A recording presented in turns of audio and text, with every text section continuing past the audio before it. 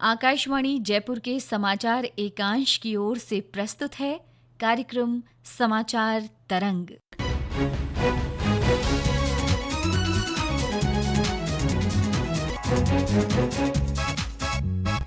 आज के इस अंक में प्रधानमंत्री नरेंद्र मोदी के मन की बात कार्यक्रम, जापान और चीन दौरे पर ब्यौरा, राज्य विधानसभा का मॉनसून सत्र और मुख्यमंत्री भजनलाल शर्मा का बीसलपुर ब्रिज शिलान्यास कार्यक्रम।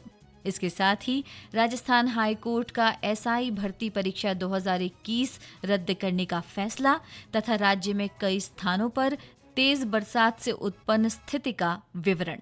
नमस्कार, समाचार तरंग के एक और अंक में आपका स्वागत है। मैं हूं माधुरी। प्रधानमंत्री नरेंद्र मोदी ने आकाशवाणी से मन की बात कार्यक्रम में अन्य विषयों के साथ प्राकृतिक आपदाओं का जिक्र किया।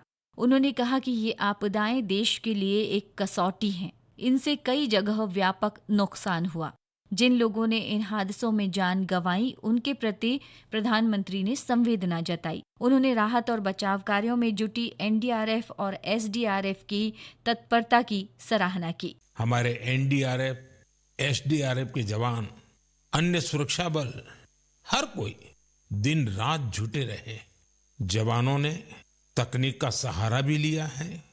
थर्मल कैमरे, लाइव डिटेक्टर, स्नीफर डॉग्स और ड्रोन सर्विलेंस ऐसे अनेक आधुनिक संसाधनों के सहारे राहत कार्य में तेजी लाने की भरपूर कोशिश की गई। इस दौरान हेलीकॉप्टर से राहत सामग्री पहुंचाई गई, घायलों को एयरलिफ्ट किया गया। आपदा की घड़ी में सेना मददगार बनकर सामने आई। स्थानीय लोग, सामाजिक कार्यकर्ता, डॉक्टर, प्रशासन, संकट की इस घड़ी में सभी ने हर संभव प्रयास किया। मैं ऐसे हर नागरिक को हृदय से धन्यवाद देता हूं, जिन्होंने इस कठिन समय में मानवीयता को सबसे ऊपर रखा हुआ है। श्री मोदी ने चीन में एससीओ शिखर सम्मेलन में भाग लिया। इस दौरान उन्होंने चीन के राष्ट्रपति शी जिनपिंग के साथ बैठक की।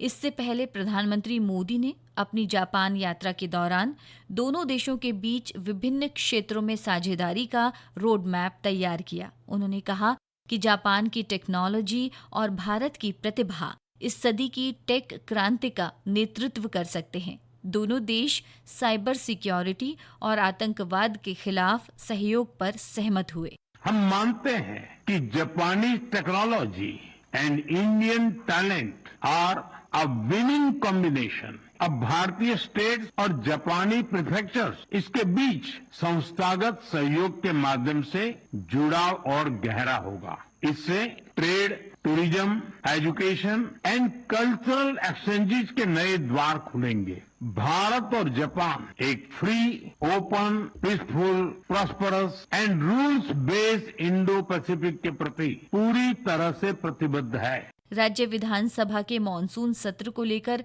सभी तैयारियां पूरी कर ली गई हैं। विधानसभा अध्यक्ष वासुदेव देवनानी ने बीते दिनों अधिकारियों से इसे लेकर विस्तार से चर्चा की। उन्होंने बताया कि इस बार विधायकों ने 70% प्रश्न ऑनलाइन पूछे हैं। नेवा वेबसाइट पर विधायक अपने प्रश्न अपलोड कर रहे हैं। सत्र के सुचारू संचालन के लिए बुलाई गई सर्वदलीय बैठक में कांग्रेस नेता शामिल नहीं हुए। सरकारी मुख्य सचेतक जोगेश्वर गर्ग ने मीडिया से बातचीत में विपक्ष के इस रवैये की निंदा की। संसदीय कार्य मंत्री जोगाराम पटेल ने कहा कि सत्र को सही तरीके से चलाना पक्ष और विपक्ष दोनों की जिम्मेदारी है। पक्ष और विपक्ष अपनी जनहित की बातें विधानसभा के पटल पर रखे और विशेषकर शांतिपूर्वक मुद्दों पर बहस हो। मैं सभी माननीय प्रतिपक्ष के नेताओं से आग्रह भी करूंगा कि हम राजस्थान विधानसभा के गौरवशाली इतिहास को कायम रखें। जनहित के मुद्दों पर सकारात्मक बहस करें। हितायोगी जहां सरकार की कमी खामी नजर आती है वो सरकार के नॉलेज में लाएं। सरकार जनहित के सभी मुद्दों को गंभीरता से सुनेगी और उसका समाधान करेगी। केंद्रीय पेट्रोलियम मंत्री हरदीप सिंह पुरी पिछले दिनों बालोतरा दौरे पर रहे। उन्होंने पचपदरा में रिफाइनरी के कामों का निरीक्षण किया। श्री पुरी ने बताया कि रिफाइनरी से राजस्थान के विकास को नए आयाम मिलेंगे। उन्होंने उम्मीद जताई कि इस साल के आखिर तक रिफाइनरी से उत्पादन शुरू हो जाएगा। रिफाइनरी की शुरुआत अब हम प्रिसाइज डेट्स देंगे और ये डेट्स शॉर्ट टाइमलाइंस में है। और इसको मैं समझता हूँ इस साल के आखिर तक और उससे पहले राज्य सरकार, केंद्रीय सरकार, HPCL जो कंपनी है वो उन्होंने जो आगे काम कॉन्ट्रैक्टर्स को रखा हुआ है, सब मिलके बहुत ही जल्दी ये रिफाइनरी चालू हो जाएगी। राजस्थान उच्च न्यायालय ने पिछले दिनों पुलिस उप निरीक्षक भर्ती परीक्षा 2021 को रद्द करने का फैसला सुनाया। न्यायाधीश समीर जैन की एकल पीठ ने ये निर्णय दिया। अदालत ने ये माना कि इस भर्ती में बड़े पैमाने पर धांधली हुई और RPSC के सदस्यों की भूमिका भी संदिग्ध रही। याचिकाकर्ताओं के वकील हरेंद्र नील ने मीडिया से बातचीत में कहा कि अदालत ने मामला चीफ जस्टिस के सामने रेफर किया है। कोर्ट ने कहा है प्रशंसनीय काम करा है SIT ने, और जो नया विज्ञापन निकला है उसमें ये पद जोड़े जाएंगे, फिर एक साथ विज्ञापन निकलेगा और साथ में ही भर्ती होगी 2025 और 21 की। और कोर्ट ने कहा है कि जो RPSC मेंबर्स हैं, 2 नहीं 4 और अन्य लोगों की संलिप्तता है। कोर्ट ने उस पर स्वतः संज्ञान लिया है, मामला ऑनरेबल डिवीजन बेंच के सामने भेज दिया है उस हद तक जहाँ तक RPSC की संलिप्तता है, और संपूर्ण भर्ती रद्द हो गई है। एक साहसिक और ऐतिहासिक निर्णय है। हमारे संवाददाता जितेंद्र द्विवेदी ने बताया कि न्यायालय ने अपने फैसले में RPSC की कार्यशैली पर गंभीर सवाल उठाए हैं। घर का भेदी लंका ढाए लोकोक्ति का उपयोग करते हुए न्यायालय ने अपने आदेश में RPSC की पूरी कार्य पद्धति पर गंभीर सवाल उठाए हैं। न्यायालय ने कहा कि RPSC के 6 सदस्यों बाबूलाल कटारा, रामूराम रायका, मंजू शर्मा, संगीता आर्य, जसवंत राठी और अध्यक्ष संजय क्षोत्रिय ने परीक्षा की शुचिता के साथ व्यवस्थित और बड़े पैमाने पर समझौता किया। अदालत ने कहा कि RPSC में व्याप्त भ्रष्टाचार और धांधली के कारण SI परीक्षा ही नहीं बल्कि RAS भर्ती 2018 समेत कई अन्य परीक्षाएं भी प्रभावित हुई। इन्हीं तथ्यों के आधार पर अदालत ने RPSC की कार्य व्यवस्था पर स्वतः संज्ञान लेकर इसे जनहित याचिका बनाते हुए आगे की सुनवाई के लिए मुख्य न्यायाधीश को भेजा है। उच्च न्यायालय के आदेश पर प्रतिक्रिया देते हुए विधि और संसदीय कार्य मंत्री जोगाराम पटेल ने कहा कि आदेश का परीक्षण कराया जाएगा। कृषि और ग्रामीण विकास मंत्री किरोड़ी लाल मीणा ने न्यायालय के निर्णय का स्वागत किया। पत्रकारों से बातचीत में श्री मीणा ने आरोप लगाया कि राज्य में कुछ प्रशासनिक अधिकारियों ने अनुचित साधन अपनाकर नौकरी प्राप्त की है, उन्हें सेवा मुक्त किया जाना चाहिए। मैंने 3 RPSC के मेंबर और 3 RPSC के चेयरमैनों के प्रमाण दिए थे। मीडिया के थ्रू मैं मांग करता हूं कि उनको गिरफ्तार किया जाना चाहिए। और RAS का पेपर बड़े पैमाने पर लीक किया था, वो शिव सिंह राठौड़ को भी जांच करके उसको गिरफ्तार किया जाना चाहिए। कौन फर्जी RAS राजस्थान में नौकरी कर रहे हैं उनको निकाल के बाहर करना चाहिए। मुख्यमंत्री भजनलाल शर्मा ने कहा है कि युवाओं को नौकरी देना सरकार की प्राथमिकता है। राज्य सरकार पूरी पारदर्शिता के साथ भर्ती प्रक्रियाएं कर रही है। श्री शर्मा ने टोंक जिले के टोडा रायसिंह में बीसलपुर ब्रिज का शिलान्यास किया।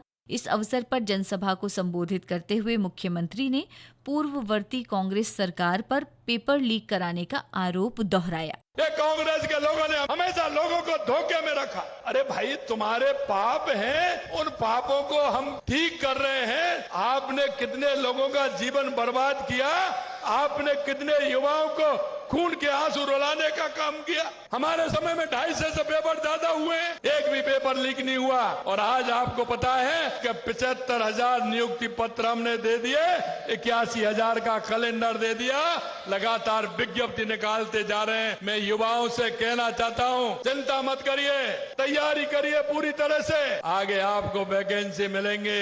प्रदेश में RGHS योजना को पारदर्शी और व्यवस्थित करने के प्रयास किए जा रहे हैं। चिकित्सा मंत्री गजेंद्र सिंह खींवसर ने ये जानकारी देते हुए बताया कि इसके लिए निजी अस्पतालों का सहयोग जरूरी है, जिससे लाभार्थियों को इलाज की उचित सुविधा मिले।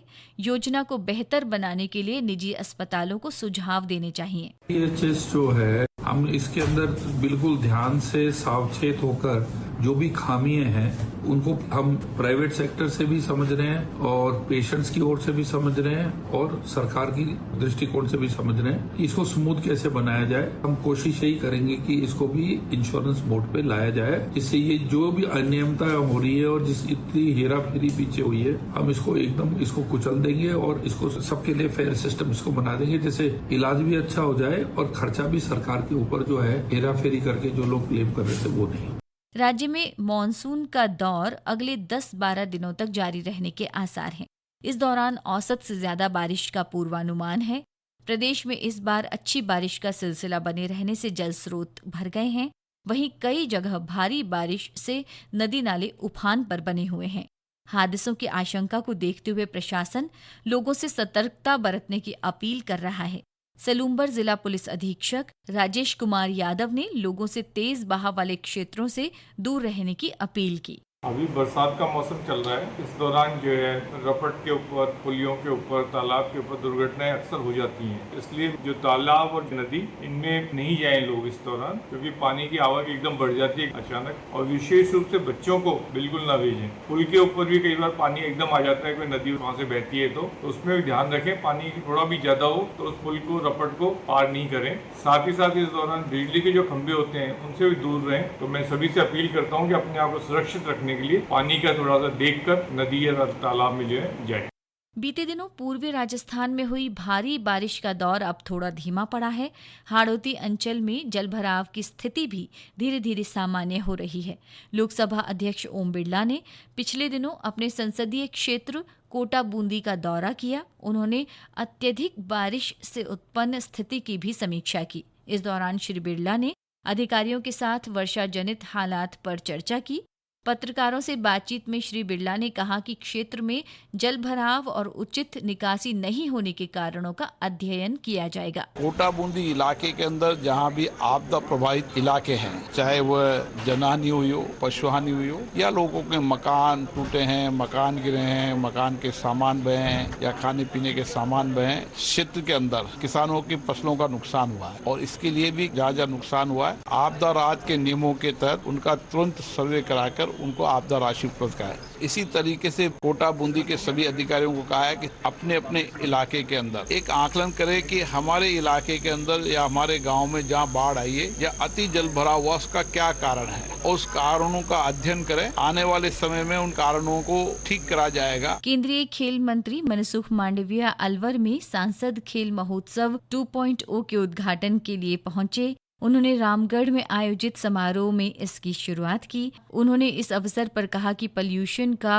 सल्यूशन साइकिलिंग है। उन्होंने साइकिलिंग पर जोर देने का आह्वान किया। साथ ही अलवर में हॉकी सहित अन्य खेलों के विकास के लिए 10 करोड़ रुपए की राशि देने की घोषणा की। अलवर में एक बेस्ट हॉकी का ग्राउंड बनेगा, उसमें एस्ट्रोटर्फ लगेगी और यहाँ साइकिल हॉकी के ट्रेनिंग सेंटर के युवाओं को ट्रेनिंग का बेस्ट अवसर मिलेगा। सांसद अपने अपने लोकसभा क्षेत्र में सांसद खेल महोत्सव के द्वारा हमारे देश के युवाओं में रही स्पोर्ट्स स्पिरिट और स्पोर्ट्स क्षमता को बाहर लाने के लिए, उसको प्लेटफॉर्म देने के लिए एक कार्य करना हमने प्रारंभ करा है और उसमें से कई ऐसी प्रतिभाएं सामने आएगी जो प्रतिभा आने वाले दिनों में देश और दुनिया में स्पोर्ट्स सेक्टर में भारत का परचम लहराएगी। समाचार तरंग के इस अंक में बस इतना ही। हमें इजाजत दीजिए, अगले अंक में फिर से मुलाकात होगी। जाने से पहले आपको बता दें, कार्यक्रम का आलेख तैयार किया डॉक्टर सालेहा गाजी और सुदर्शन नाहर ने। वाचन और संपादन माधुरी वशिष्ठ। प्रस्तुतकर्ता रामनाथ मीना।